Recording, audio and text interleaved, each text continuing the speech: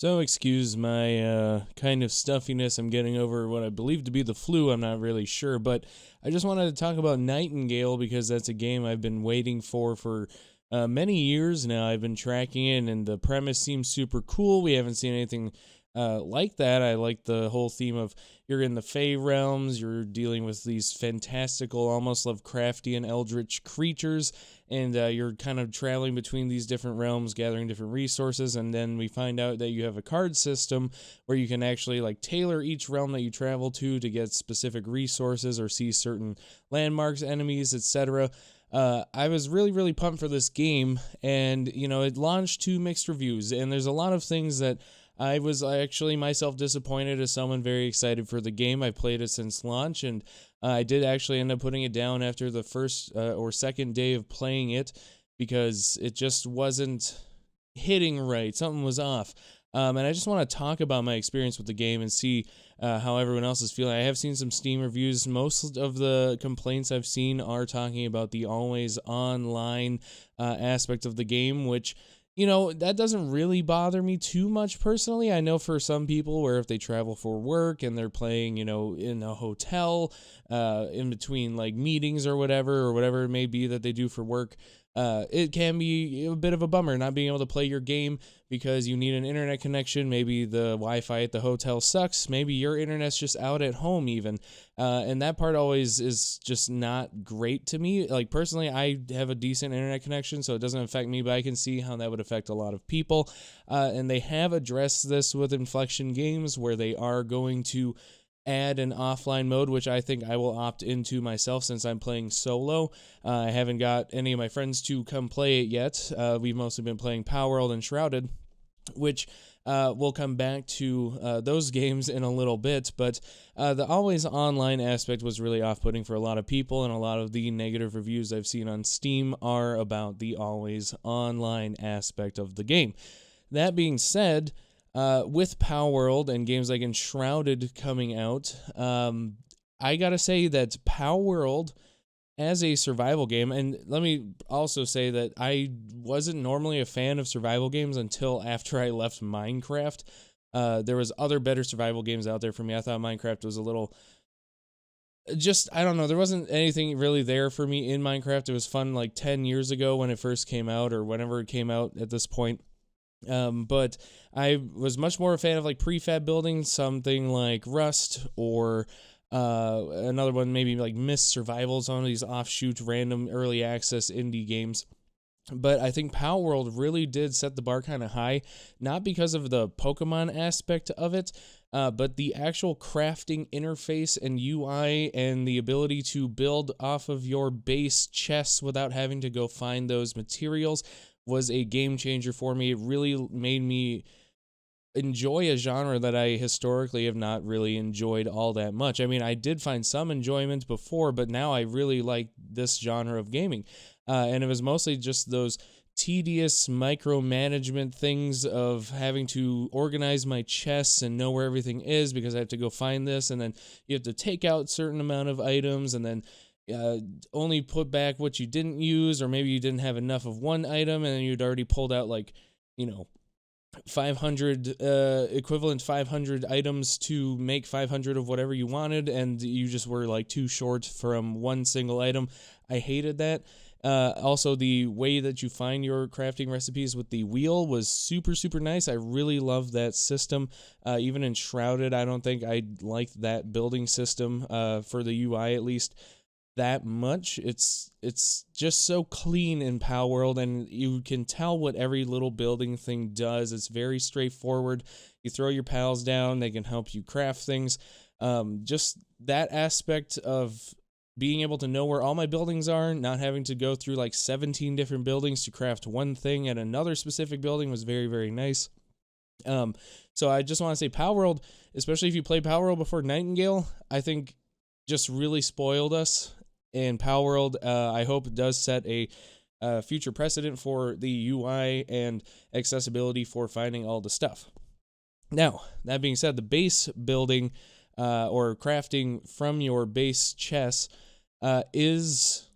should just be a feature. I think it should just be a feature. I don't think that anyone can say that their favorite part of any survival game is organizing all their chests and trying to figure out where everything is at all times so they can actually go craft something. I think that's the most awful part about a survival game.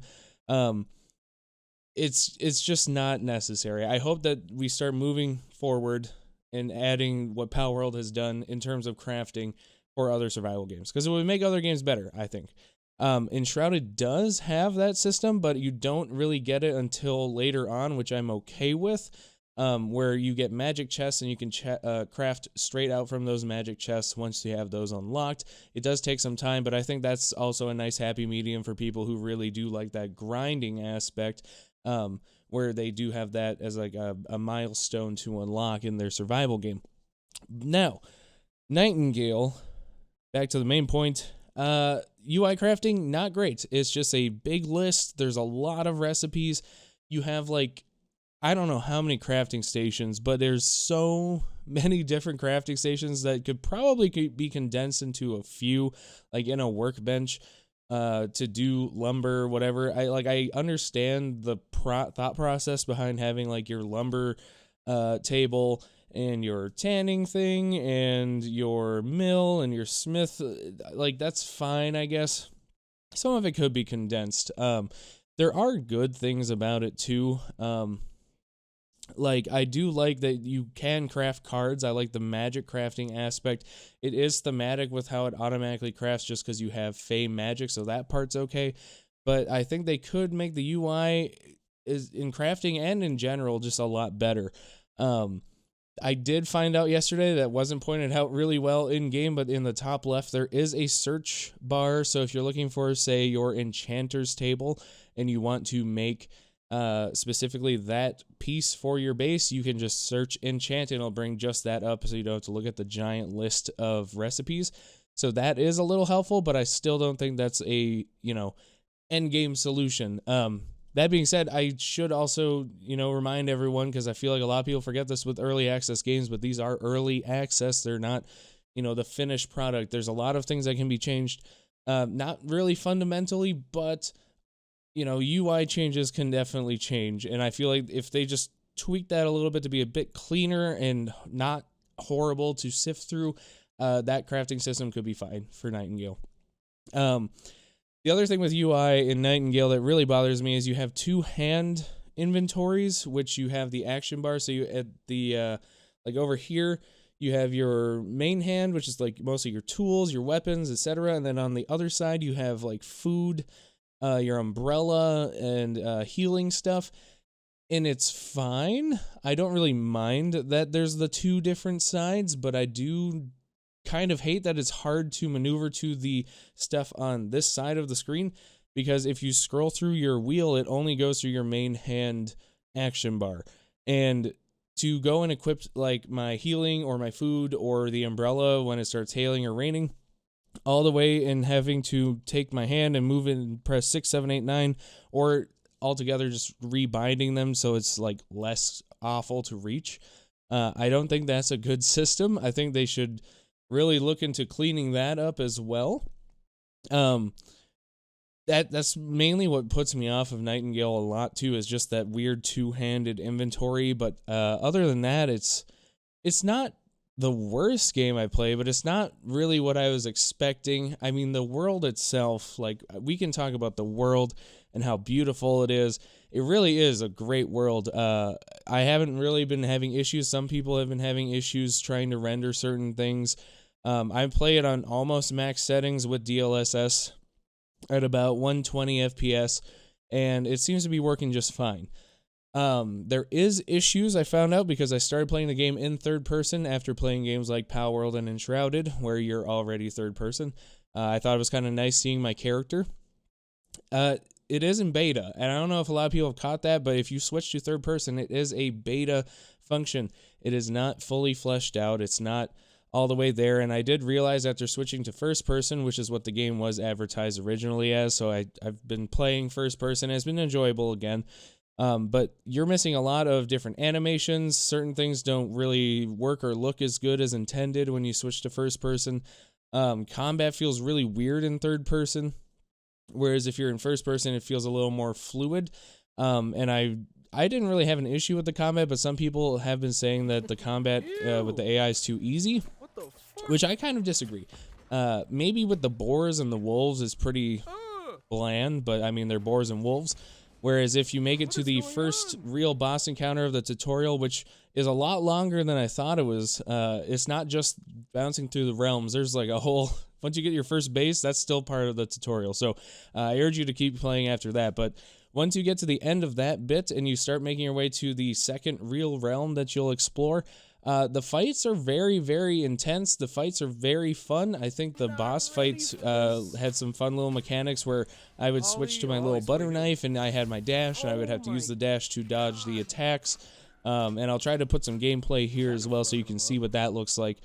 But I didn't think the combat was bad. I think that like the combat is one of the better things. The visuals are amazing, but you know, in a survival game, you're going to be spending a lot of times crafting, building your base, setting down new crafting nodes, benches, whatever that may be.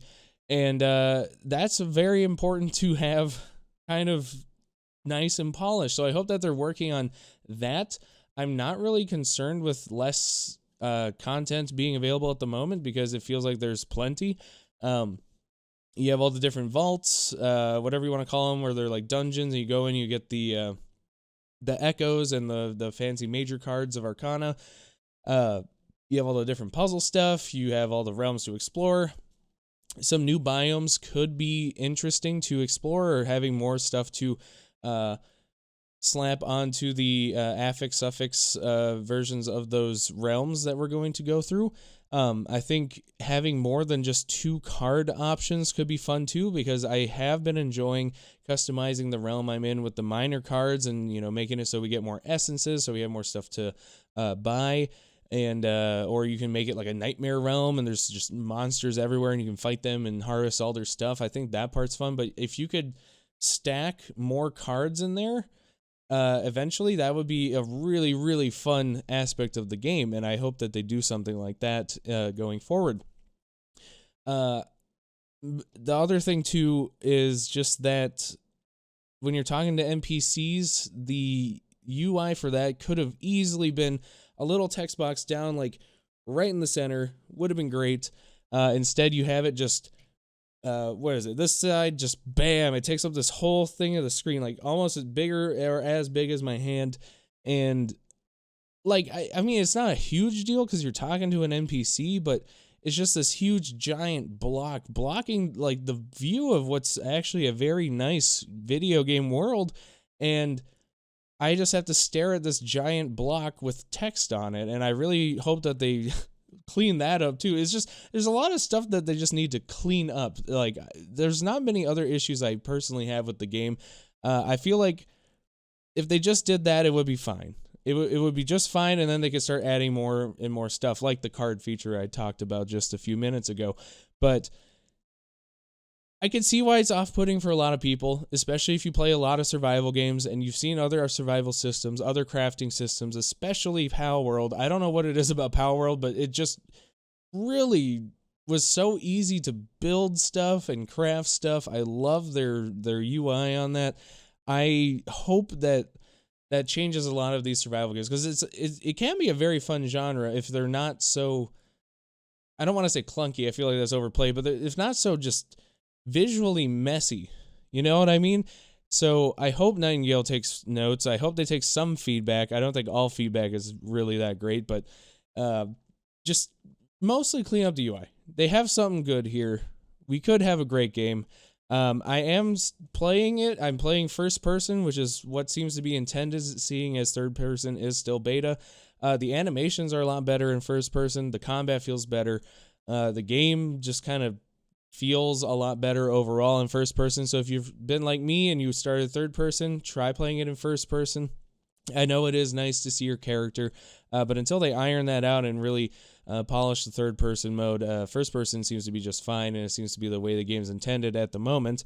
And I'm really looking forward to the offline mode, because like, as some people have said, they can't even connect that, and sometimes the loading screens just take so freaking long when you're trying to go from realm to realm, or going just through any loading screen, and that's never fun. You don't want to be sitting in a loading screen. This isn't 2005 where we have to load every single level of a game anymore. So there is definitely improvements. It is early access. Take it with a grain of salt. Let me know how you're feeling with the game. If you're someone like me, hopefully it's not super disappointing to you, and you're enjoying it and finding some enjoyment with the game. But I will say it is a bit of a letdown. I have been kind of overtaken by other games such as like Helldivers. Helldivers is incredible. And then I saw Star Wars Battlefront is doing a classic collection coming out soon. I'll have to check that out because, nostalgia, that always gets us going. But yeah, let me know your thoughts on Nightingale. I'll try to post some more stuff on there, maybe some tips. But if you have any questions, just let me know in the comments. And yeah, we'll see you in the next one.